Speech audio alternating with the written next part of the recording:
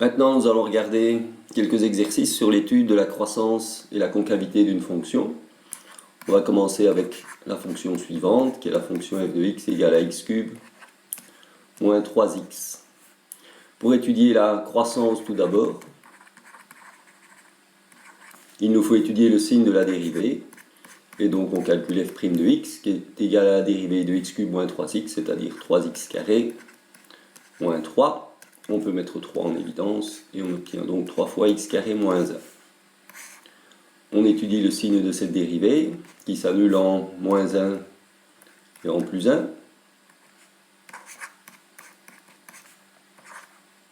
C'est plus x carré, les signes sont donc plus, moins et plus.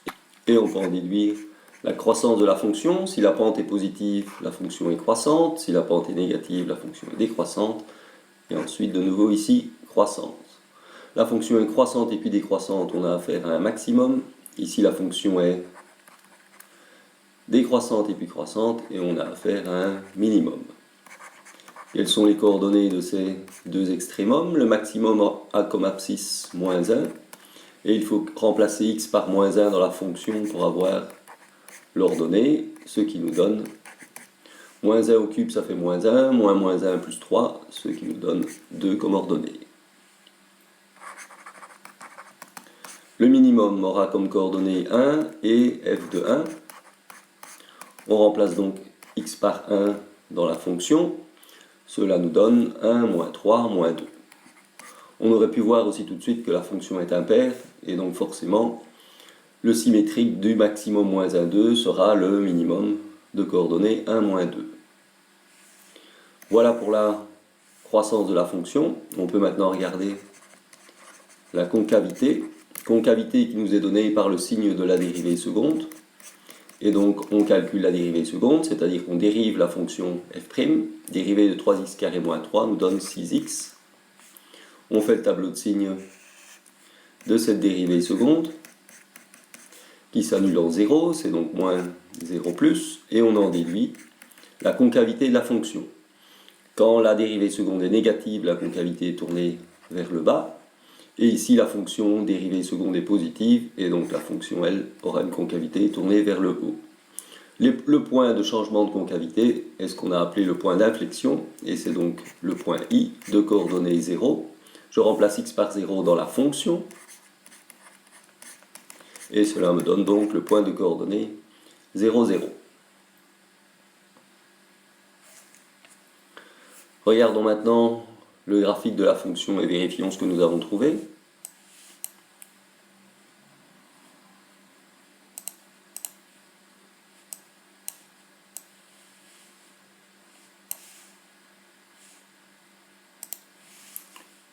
Voilà le graphique de la fonction.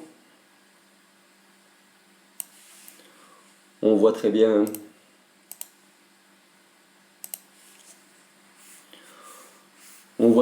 que avant moins 1, la fonction est croissante. En moins 1, 2, il y a un maximum. Entre moins 1 et 1, la fonction est décroissante. On obtient un minimum au point de coordonnées 1, moins 2. Et ensuite, la fonction de nouveau est croissante. Pour ce qui est de la concavité, on a un point d'inflexion en 0, 0, c'est-à-dire ici. Avant 0, la fonction a une concavité tournée vers le bas. Et après 0, la fonction a une concavité tournée vers le haut.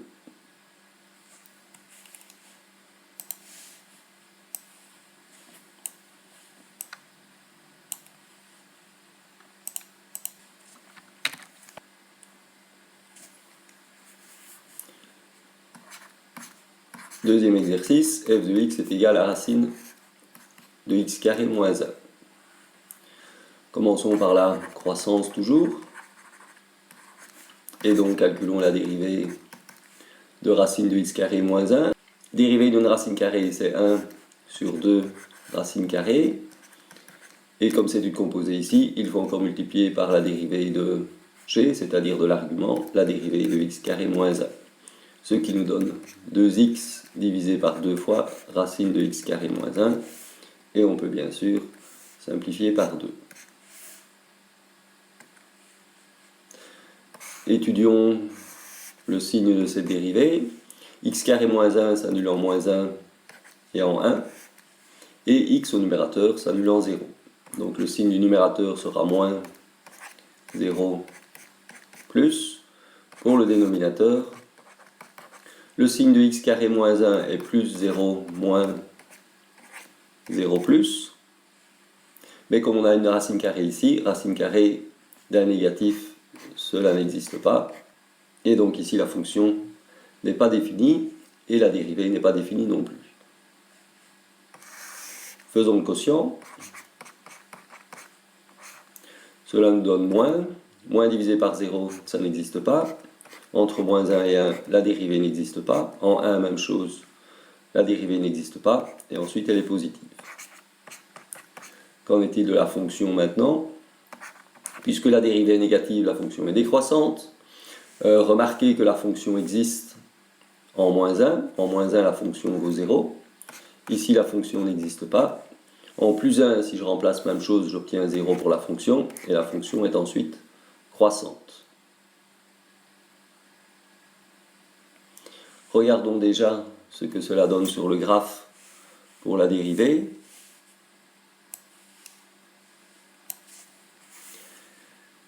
Cela correspond bien à ce que nous avons calculé ici. La fonction est bien décroissante.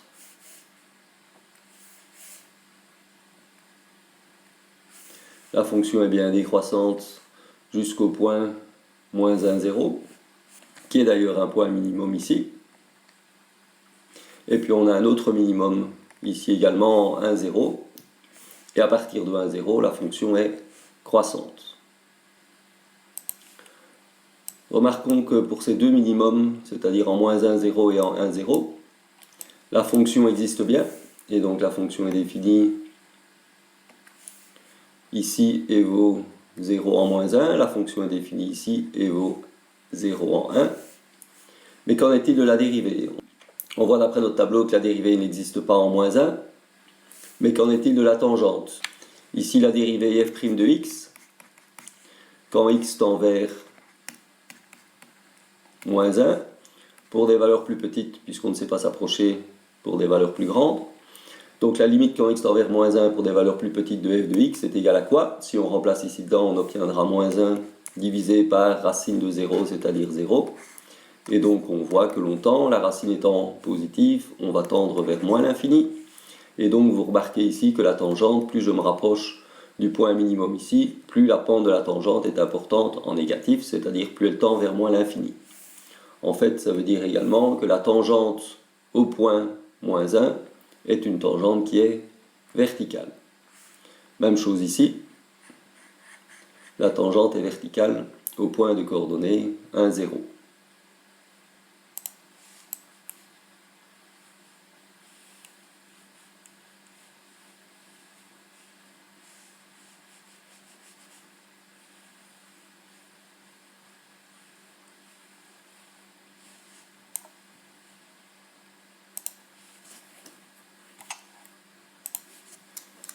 Regardons maintenant la concavité. On doit à ce moment-là dériver la dérivée, et la dérivée, nous avons vu que c'était égal à x sur racine de x carré moins 1. C'est un quotient, cela nous donne donc dérivée de x, c'est-à-dire 1, fois racine de x carré moins 1, moins x fois la dérivée de racine de x carré moins 1, divisé par racine de x carré moins 1 au carré, c'est-à-dire x carré moins 1.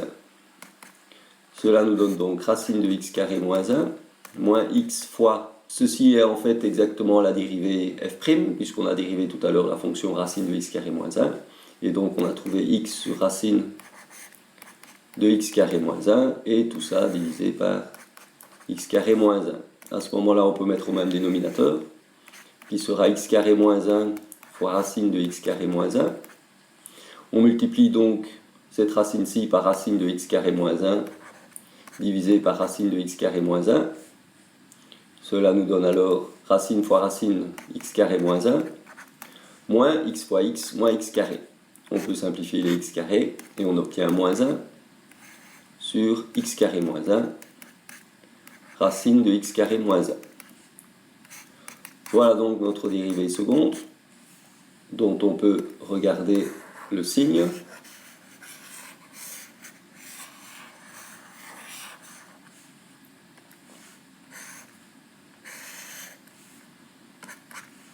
Les valeurs qui annulent sont toujours moins 1 et 1 pour le dénominateur.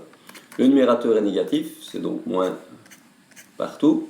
Et le dénominateur x carré moins 1, racine de x carré moins 1, sera positif avant moins 1. En moins 1, c'est égal à 0. En 1 également, c'est positif après. Et entre moins 1 et 1, on sait que la racine carrée n'est pas définie. Et donc la dérivée seconde ne sera pas définie non plus. Signe de la dérivée seconde nous donne donc moins, n'existe pas, et moins. Et donc on peut en déduire la concavité de la fonction. On voit qu'ici la fonction aura une concavité tournée vers le bas. Ici la fonction n'est pas définie. Et après 1, la fonction aura une concavité tournée vers le bas également. Ce que l'on peut vérifier sur le dessin, ici la concavité est bien tournée vers le bas. Ici même chose, la concavité est bien tournée vers le bas.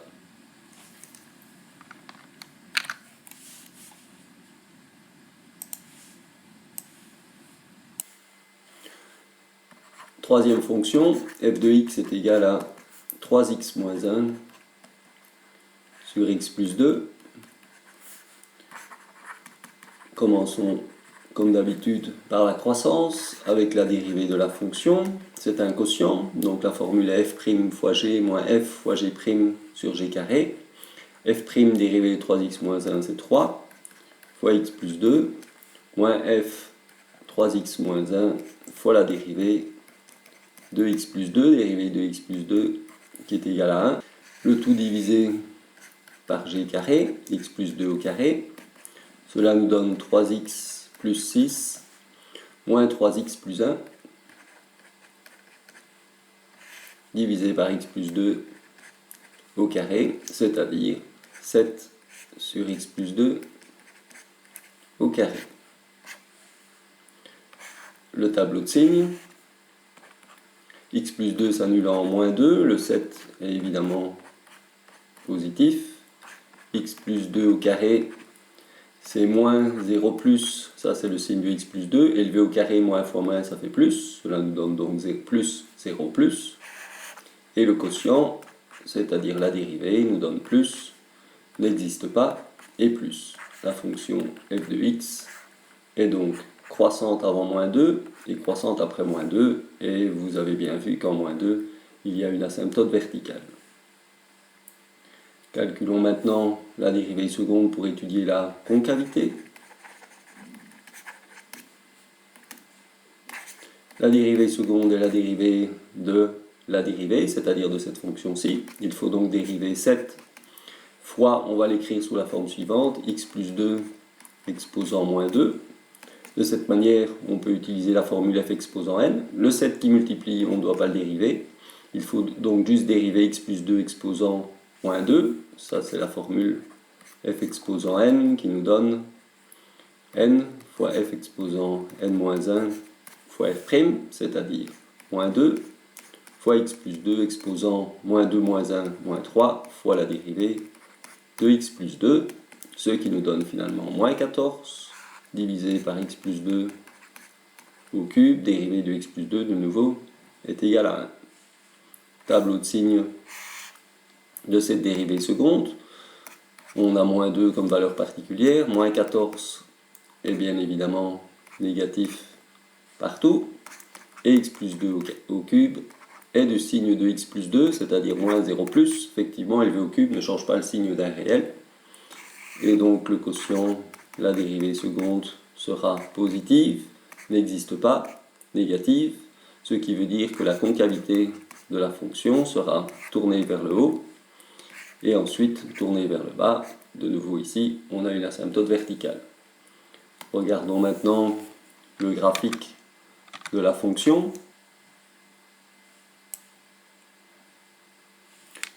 Le voici. Et on voit donc bien que concernant la croissance, la fonction est croissante partout, c'est-à-dire elle est croissante avant l'asymptote verticale qui est en moins 2 et croissante après. Et pour ce qui est de la concavité, la fonction a une concavité tournée vers le haut avant l'asymptote verticale, comme indiqué ici, et ensuite tournée vers le bas.